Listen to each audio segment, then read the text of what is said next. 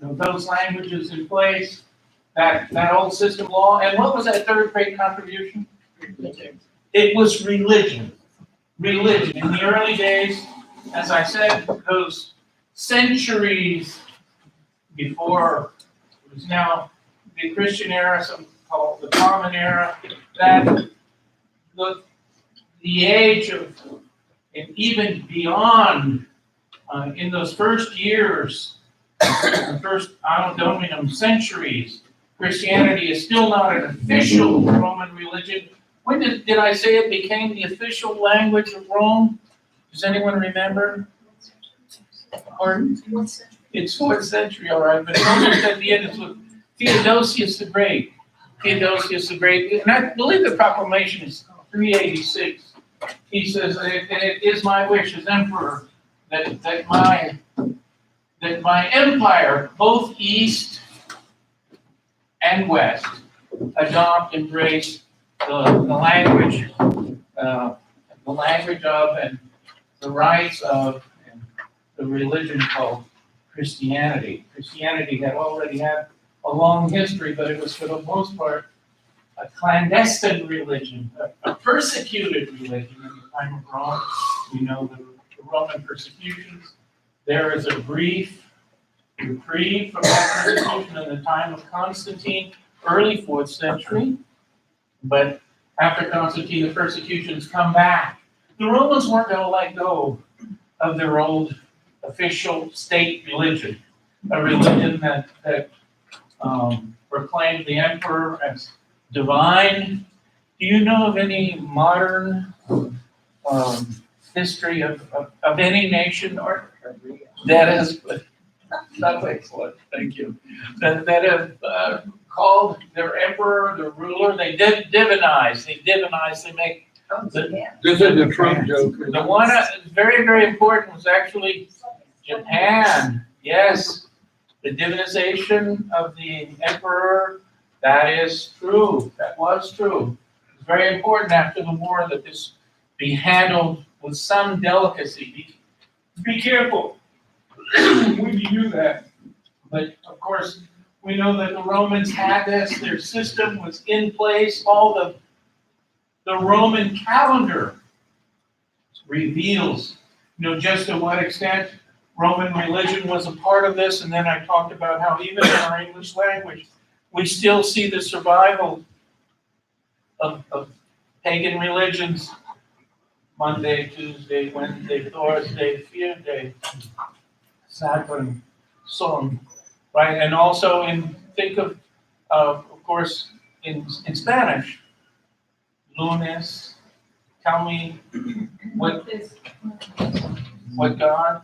Moon, martes, miércoles, Mercury, jueves, Tuesday, viernes, slightly different.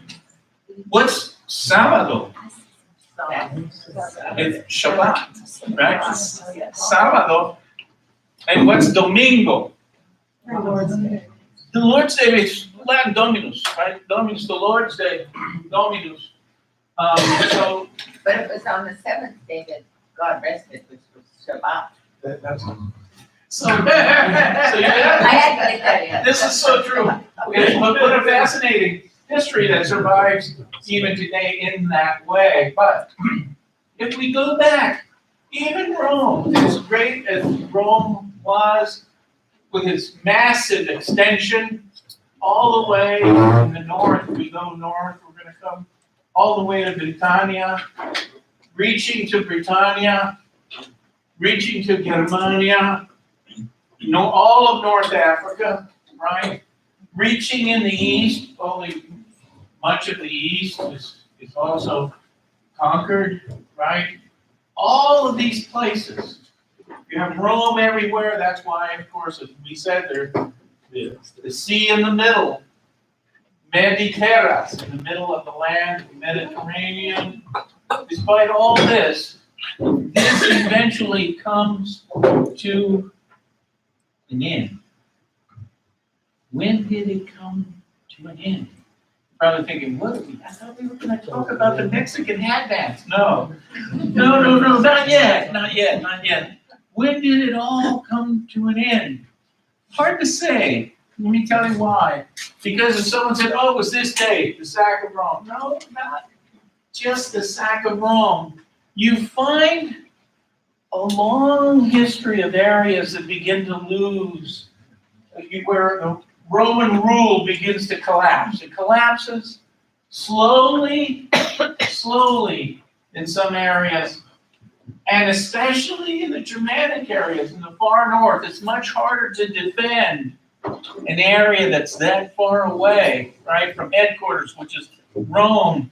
You know, one of the reasons, I hope I'm not saying something that some of you will find offensive. If you do, I'm sorry, but one of the reasons why Mexico, yes, I don't know if any Mexicans, was willing, well, Santana, of course, as we know, betrayed his own country, but was one of the reasons why Santana was willing to give up places like Arizona.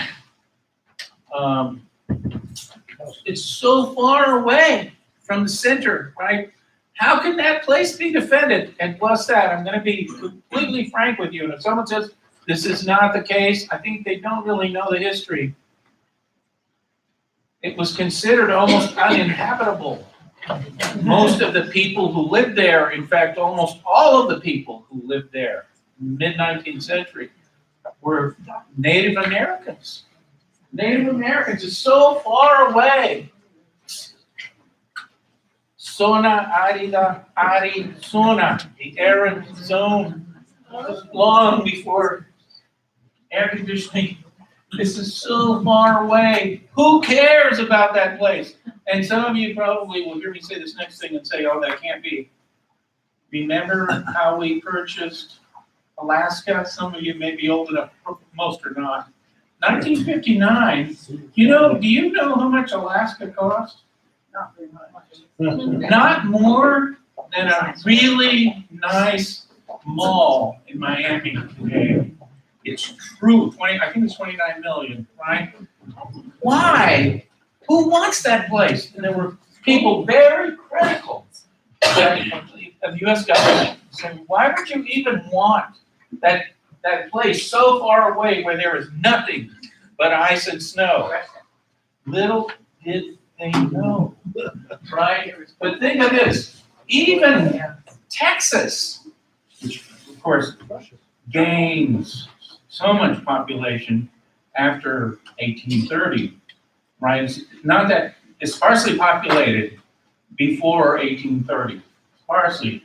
New Mexico, there's a long history there, there's a long Spanish history in New Mexico, but population-wise, and California, let's be clear, mostly Native Americans until 1820, 1830. When does the population really explode in the 19th century in California? Right after the discovery of gold. Right. Before that, no. These areas are distant areas. Okay, getting back. The Romans, who lives up there? Germania. Who lives up there in Britannia? Of course they have centers of learning. Of course, because the Romans knew how to do this. Of course they have roads. They built roads. Of course they have the municipium, like the city, the central government. Of course they have Roman law. But as time goes by, and with the decay and the corruption in Rome itself, the central authority begins to collapse, and the areas, the outlying areas, become more and more distant, harder to control, and they have their own rule. And this is one of the reasons why the Roman dialects spoken there, in places where less than 2% of the people know how to read and write, less than 2%. Those areas, oral tradition, the language spoken there, the vulgar Latin, the conversational, the vulgar Latin means the language of the people, Bulgus, the language of the people. Those dialects slowly become different, more and more different. The dialect spoken in Britannia is not going to be like the dialect of Latin spoken in Italica, in Bentica. No. Maybe you could show us a picture of Italica. No, it's too far away. They're different. And communication declines. All of it begins to decline. And then this is a place you can go today in about 10 miles from the city limits in Seville, a place that says guided bike tour. And This our is- people were there. Our people were there. Fantastic. Do you remember about Italica? What did they do here? Gladiator. Animal combat. Animal combat. Animal combat and gladiatorial combat takes place here in Italica for a long, long, long time. What animal combat do we still see in southern Spain that actually its origin, tauromaquia is bullfighting. You know, I believe it's the Ford Taurus, right? Taurus, bull, right? It's bull, the meaning of Taurus. Tauromaquia is bullfighting. That's right. The origins of that are Roman. They're ancient. Okay, so these dialects begin to grow, the distances begin to grow, then more and more these regions develop their own identities. But still, they have inherited in the last 100 years, in the last 150 years of the Roman Empire, they have begun to embrace this new religion called Christianity. Christianity in the early days, if someone says, well, there we were, right, already from the first century, Christianity bears a form, a likeness, which is probably very similar to what we have today. That person doesn't know anything about Christianity. In the early centuries of Christianity, there are all these competing groups, many different groups that compete. Some are the followers of a very, very famous leader named Arius. Has anyone ever heard that name? What was his heresy called? What's it called now? Arianism. And what does Arianism teach? That Jesus was a creature, not God's son. That Jesus was not divine. At least that, right? That Jesus was not divine. They don't believe in the Trinity, right? They're not Trinitarian. I mention this because when Rome falls, of course, you have these groups that come afterwards. Different groups, especially from the north, and some eventually coming from the east, called Ostrogoths, move west, and the western groups of Goths are called Visigoths, West Goths. We call them now Visigoths. The Visigoths happen to be the group that went to the Iberian Peninsula and actually took hold and took charge of the Iberian Peninsula. The Visigoths, this group, took charge of the Iberian Peninsula, and they established their capital in a Spanish city. If you know the answer to this question, you're way ahead of me. What city was it? It was Toledo, correct? Right. It was Toledo. It was Toledo. They established their capital in Toledo, and there, that group, the Visigoths, were a minority. Hear what he said? The Visigoths are a minority. The Visigoths are a minority in Toledo, but they have military might. They have the administrative power. They take charge of the city. And they immediately start fighting with the people who live there already, who are not Aryans, as the Visigoths are, because it's very possible for a group to be culturally Christian, but doctrinally not Trinitarian. Let me say that again. In the early church, much later, and especially now, it's very possible for a group to be culturally Christian and not Trinitarian. Very, very possible. It's all around us. But in Spain, Trinitarian Christianity, Roman Christianity, had already established a very strong foothold already by the 5th century AD. Trinitarian Christianity, the belief, right, in the Trinity, Pater, Filius, et Spiritus Sanctus, was already there. So the Hispano-Romans rejected this new group that had come and taken power after the fall of Rome. The Visigoths arrived. Those two clash for 2 centuries. They clash because the Hispano-Romans say, no, we're not going to change. This is the religion we received from our fathers, and we're not giving it up. We're not going to give it up. And the Arians say, yes, you have to, because we are now your rulers, your masters, and you will give up this Trinitarian sect. Hispano-Romans said no. Which group won? Trinitarian. Of course they won. Hispano-Roman Trinitarianism is the majority, and they win. How? And this is what happens many places. In modern times and in ancient times, someone from the royal family marries one.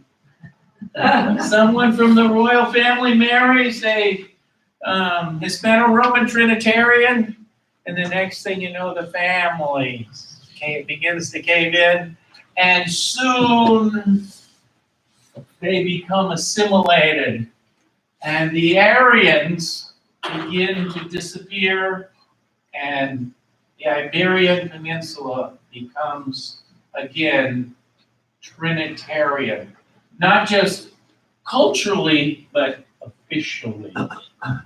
But when that happened, almost, I mean, just a short time after the Visigoths had finally decided, look, this is not going to work. We're going to eventually have to cave in. There are too many Hispano-Romans. There are too many Trinitarians. We're going to have to cave in. When that happened, an invasion came from North Africa. The Berber invasion came. It entered the Iberian Peninsula, and between the years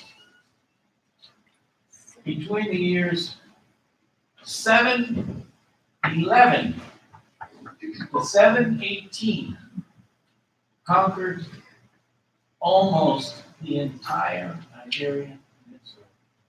Who were these peoples who came from North Africa?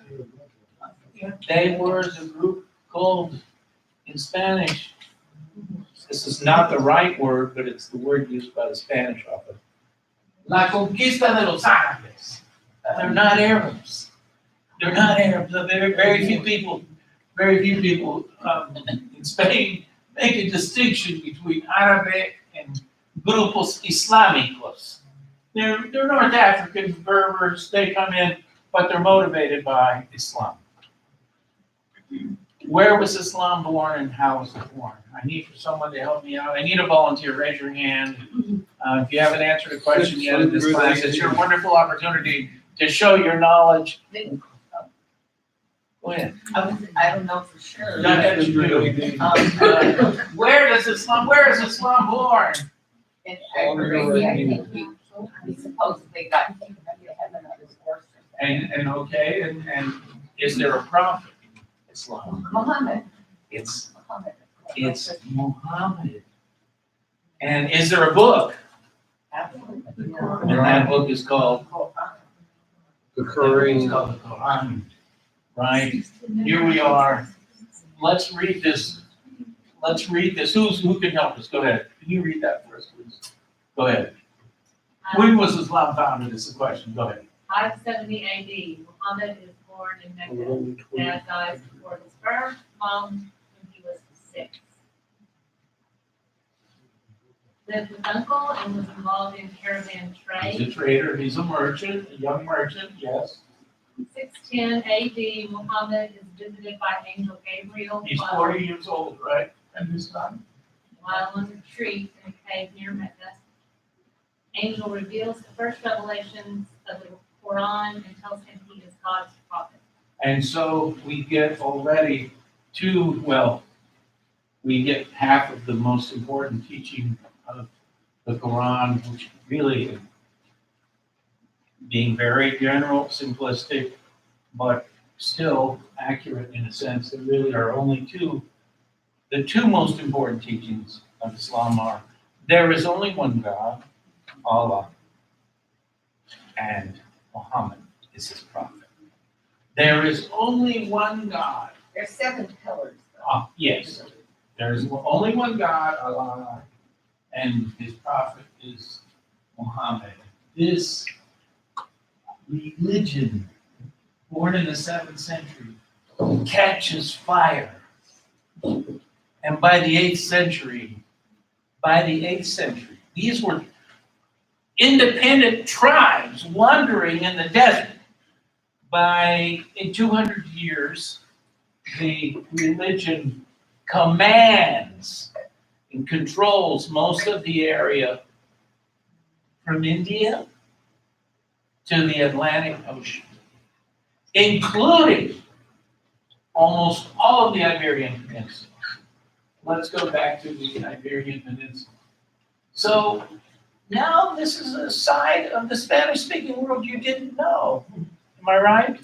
That most people don't know the story of how Islam is very important in the history of not only Spain, the Spanish language. 5,000 words used now in the Spanish language come from Arabic. 5,000. I'll give you just a few examples in a second. But first, okay, let's look. From here, Al-Maghreb, North Africa, right? The Islamic peoples enter 711. By 718, they have conquered all but a little place here in the north called Asturias. Why couldn't they conquer Asturias in the beginning? Because it's nothing but mountains. With snow fences 10 feet high. When you think of Spain, don't you think of Don Quixote riding this tired old horse through the desert, no trees, nothing. Nothing could be further from the truth. If you knew Spain, you would know everywhere you look there's seafood. Every restaurant has seafood. The bars are full of tapas.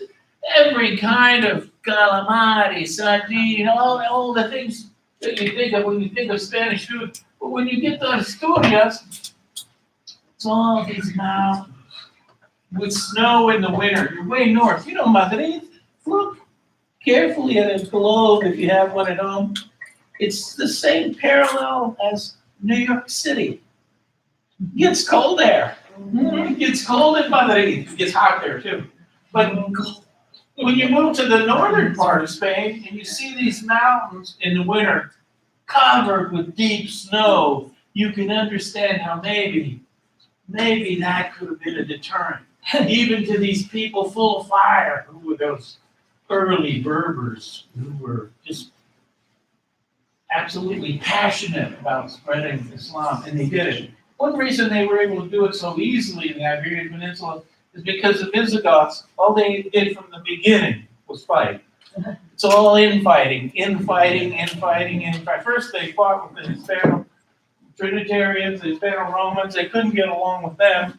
Then the families, there were all these dynastic battles, including, and there are, in fact, stories about how in one family, some of the family members would have someone killed in the family so that that person wouldn't become the ruler. But they're fighting all the time, so the group encounters very little resistance. That is called, in Spanish history, those 7 years from 711 to 718, La Conquista. That's not the conquest of the New World, mind you. It's the conquest of the Iberian Peninsula by the people, the Islamic peoples who came from North Africa, right? So this takes 7 years, and how long does the Reconquista, the reconquest, take? Does anyone know when it ends? 1492. Look how long, if we can go back to that. Those pictures of the warriors aren't going to inspire much confidence, I think. But, no, none of these. Let's go, if we can go back to that wonderful picture. Here's a great picture of Asturias. Notice, here's the way the conquista goes, the conquest. It goes from south to north, all right, ending here. Then the reconquista, the reconquest, goes north to south. The reconquista begins in Asturias. Does anyone know the legend of Santiago? Tell me the story of Santiago de Compostela. Santiago de Compostela. Now, come on, don't be shy. There's a wall. Especially those who have been to Spain know about Santiago de Compostela. Who is Santiago, first of all? St. James the Apostle. Think of, there are many, many places named after Santiago in the New World. The capital Yeah, of St. James the Apostle. Chile, which is called, as it should be called, Santiago de Chile. It's called Santiago de Chile to distinguish it from Santiago de Compostela. Santiago de Compostela is in Galicia, in the north. St. James is Santiago. What big American city is named after Santiago? San Diego, right? Santiago, Diego. Santiago, if you meet a Spanish person named Diego, that's a traditional family, right? Diego, maybe the family, who knows, they could even be secular, they don't know. But I can tell you, a more Spanish name you're not going to find than Diego or Santiago. Is there another Santiago you've heard of in the Spanish-speaking world? How about also Santiago de Cuba? There's a Santiago everywhere. You can be sure there's probably 5 of them in Mexico. And I don't even know, but I can tell you, when you start looking across a map of Mexico and see the names of all the towns, there are saints you haven't even heard of. I promise you. I don't know. I don't care how well you know the calendar of the saints. You're not going to be able to name and identify all the ones in Mexico. So here we go. St. James, the story is, continue. He was Bishop of Jerusalem, and he was martyred. And they say his remains miraculously ended up on the west coast of Spain. His there was- remains end up in the western. They're somewhere near Galicia, in Galicia, and then St. James himself appears, riding a horse, inspiring Christian combatants in this battle called the Reconquista.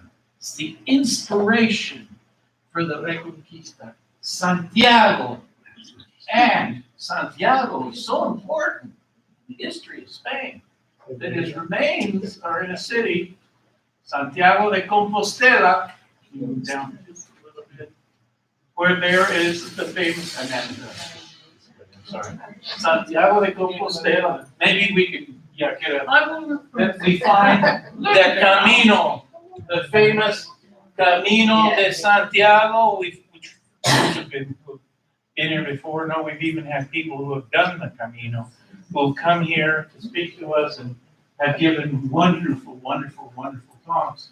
We see this city now, and we see this majestic cathedral.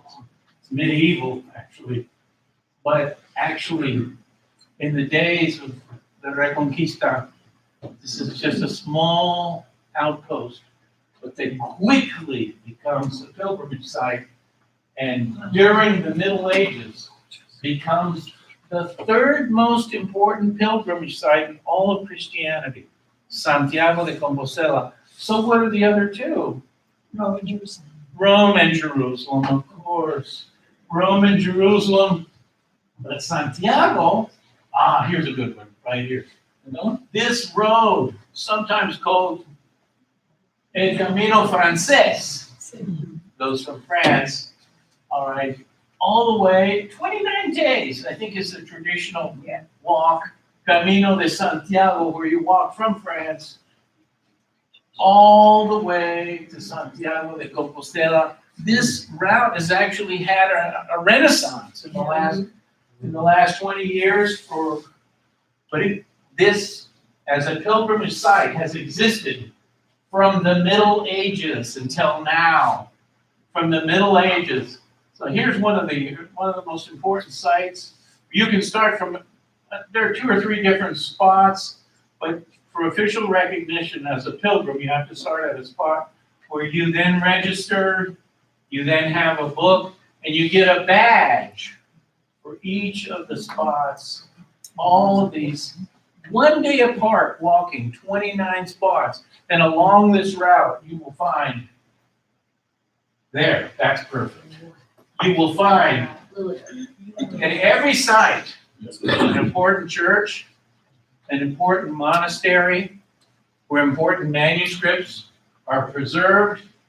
The church is there, a place, an hostal, where you stay, where you sleep, you eat. Often you have mass in the morning, and you continue walking.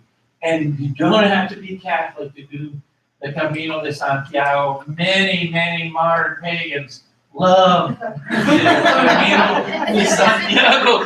And when I say it, I mean people who do not really worship any god in particular, pure materialists, but they love the Camino de Santiago. Who wouldn't love losing 30 pounds walking this distance, eating apples, cheese, bread, drinking Spanish wine, the best wine of all from La Rioja, right? Eventually coming to Santiago de Compostela, and if you know the movie The Way, you can walk from there to the coast. Beautiful, beautiful, beautiful walk. I mention all these things, why? This is where Spanish is born, where it develops. The top of the peninsula is reconquered, and Christian institutions are reinstituted there long before the South. In the South, Islamic rule is so strong that it survives, especially in Granada, the last stronghold, for 700 years. That region in the south, under Islamic rule, is called Al-Andalus, the place of the Vandals, Al-Andalus. The Emirito, the Emirate of Granada, is the last one standing. It's conquered in 1492, and standing outside the gates of the city with Fernando and Isabel, the Catholic kings of what will soon be a unified Spain, is a very, very famous explorer who was visiting them and stood with them as they watched the conquest of Granada. Who was that person? Christopher Columbus. Cristoforo Colombo. Cristoforo Colombo. But it's, in the Spanish-speaking world, he's known as Colon. And as it turns out, all his official business, after he moved to Spain, was all done in Spanish for the rest of his life. He even signed his name, Colon. We don't know if he's going back to Italy. We do know that his sons Diego and Fernando were very, they were very much assimilated in the Spanish culture. His son Fernando, in fact, was a book collector and collected the largest personal library in all of Europe, the Columbine Library, Biblioteca Colombina. That was Columbus's son. It is said in Spain that when Columbus died, and this will be another lecture, he was olvidado por todos. He'd been forgotten by all. That's an interesting story, which we'll return to someday soon. Muchas gracias.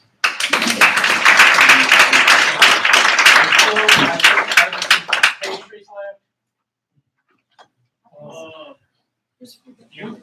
Some cookies. There might be a few cookies left.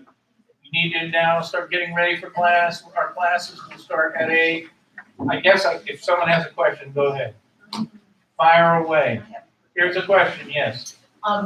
In the, I guess, 700 or 800, when Christianity was becoming more prevalent, In the north. in the north, I understood that part of the reason that Mary was so held in such high esteem was it helped keep her from pagan population. Now, I don't know if this is true, this is just what I've read and heard, because a lot of them were goddess worship. This has been true from antiquity, and if we think of, especially now, the wonderful story of La Virgen de Guadalupe, where does the apparition take place? It takes place at Tepeyaca, the hill with the nose, and Nahuatl Tepeyaca, where the goddess Tonantzin was worshipped, the mother goddess. Same tradition. In other words, many times, this beautiful story of La Virgen de Guadalupe, which we'll hear so much more about. The same story repeats itself many times, and as we know, so important in all of this history of the Christianization of the Roman empires, all of the pagan holidays, the feast days, fiesta, modern Spanish, feast day. They're all of the old Roman gods, the Roman deity. The whole series is replaced by a new set, right, of Christian holidays.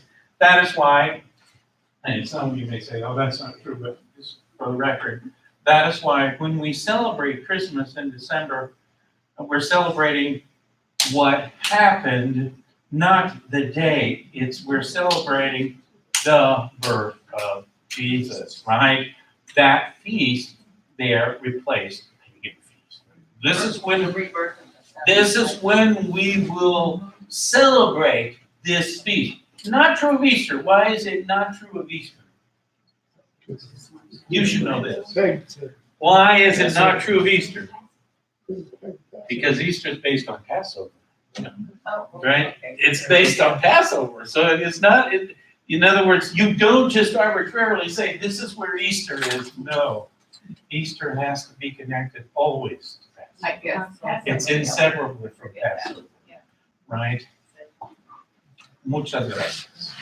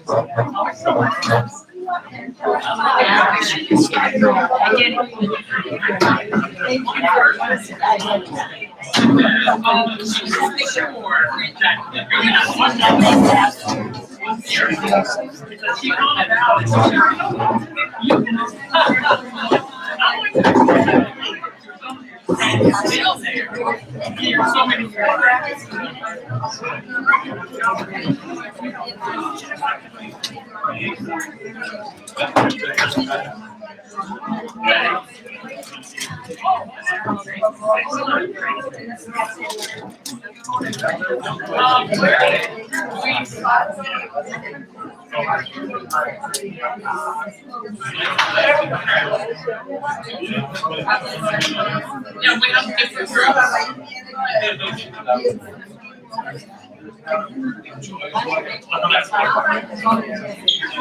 Where are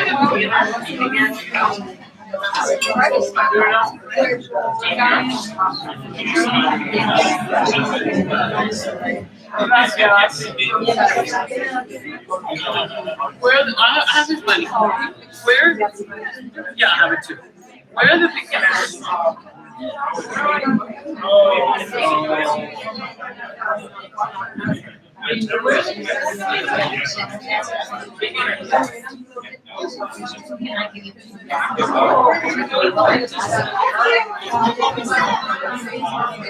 I saw it now.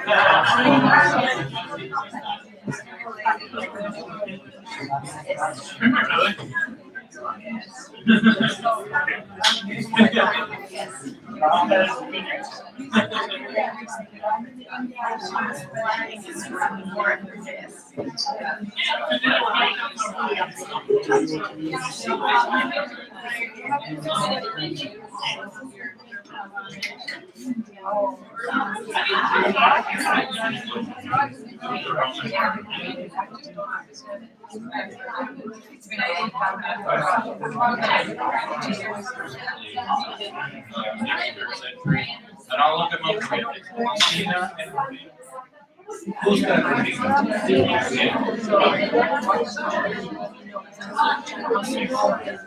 See, I've never seen that.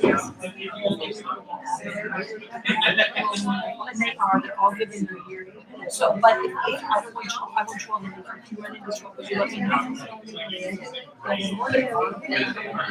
so the people.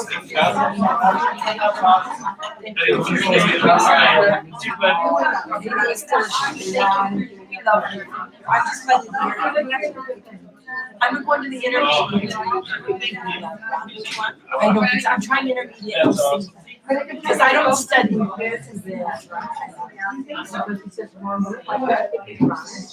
Oh, a little bit like that. I'll go where you tell me. I think so. Yeah. I don't know. I went one day.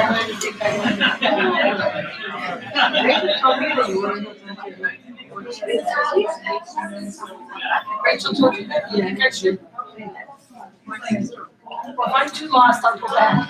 Because I think I was raised with well, let me tell Rachel, I'm being obedient, and then if I flunk, I'll come back. Okay. Because I do. Okay. But I think that you are. Okay. I'm not. God bless you. Thank you. Hello. I was just very, very. I'm right.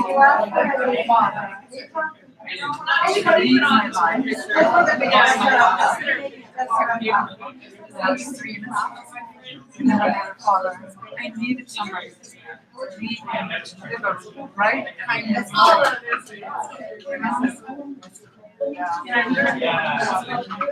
Wherever I was. So where does the beginning of it's the upstairs? You can come with me.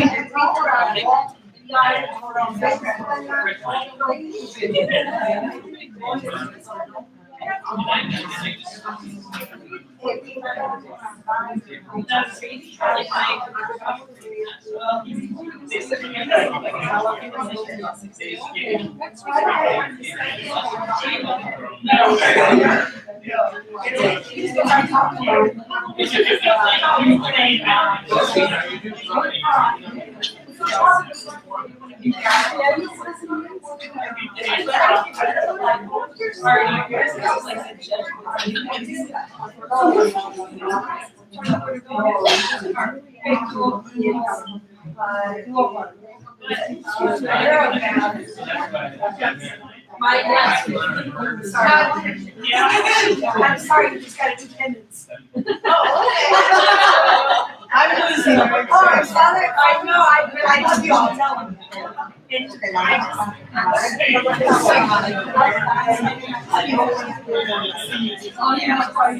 I don't, I don't.